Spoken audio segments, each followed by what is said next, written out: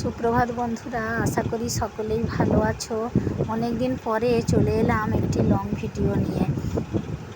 দেখো, আজকে হচ্ছে রবিবার, ছুটির দিন, তাই খুব ভোরে উঠলাম না। এখন বাজে প্রায় 5:30 বাজবে।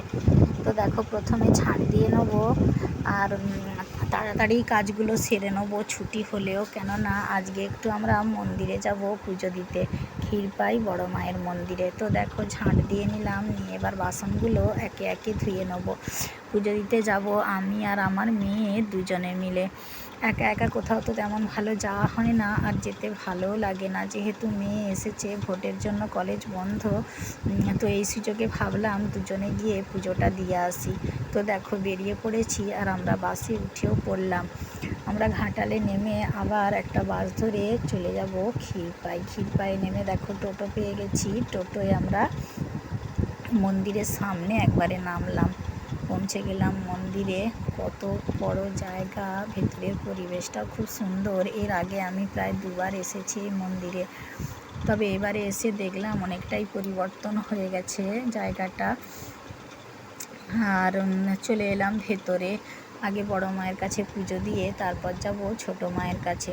ধূপ মোমবাতি সব দেখিয়ে নিলাম মায়ের কাছে, প্রসাদ নিবেদন করে চলে এলাম ছোট মায়ের কাছে। তোমাদেরকে একটু পরিবেশটা দেখিয়ে দিই। দেখো কত বড় জায়গা, আর পরিবেশটা এমনই সুন্দর, মানে কি বলবো তোমাকে, মনের সব দুঃখ কষ্ট নিমেষের মধ্যে কোথায় যেন হারিয়ে যাবে, আর ওখান থেকে আসতেই ইচ্ছে করবে না, মনে হবে আরও একটুক্ষণ বসে যাই। আর এখানে একটি গাছ আছে, যে যার মনের ইচ্ছা জানিয়ে গাছে ধাগা বেঁধে দিচ্ছে। তো আমিও বেঁধে দিলাম একটি ধাগা, ধূপও দেখিয়ে নিলাম। তো পুজো সেরে নেওয়ার পরে আমরা একটু চারধার ঘুরে ফিরে দেখলাম, কতগুলো ছবিও তুললাম মা মেয়ে দুজনে মিলে। এখন ভেতরের দোকানও অনেক হয়ে গেছে, আগে এতটা দোকান ছিল না। মন্দির থেকে বেরিয়ে আমরা চলে এলাম, মানে মন্দিরের বাইরেই একটা এই যে বড় জায়গা, এখানে হচ্ছে যে চপ, নিরামিষ চপ, মুড়ি, লুচি, ঘুগনি সবই আছে, আইসক্রিম। তো আমরা নিরামিষ চপ দিয়ে মুড়ি খেয়ে নিলাম, নিয়ে দেখো আবার টোটে উঠে পড়লাম, চলে এলাম ক্ষীরপাই বাস স্ট্যান্ডে। ওখানে আইসক্রিম খেয়ে নিলাম মা মেয়ে, দিয়ে আমরা বাসে উঠে পড়লাম বাড়ি ফেরার জন্য।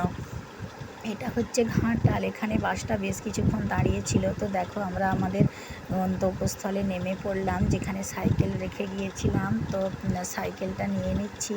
তো মেয়ে বলল, মা যাবার পথে একটু তাহলে দই নিয়ে নিলে ভালো হতো। তো আমরা এবারে ঢুকে গেলাম দইয়ের মিষ্টির দোকানে, নিয়ে নিচ্ছি দই, দিয়ে সাইকেলে করে আমরা মা মেয়ে পৌঁছে গেলাম বাড়িতে। আমার চ্যানেলটি সাবস্ক্রাইব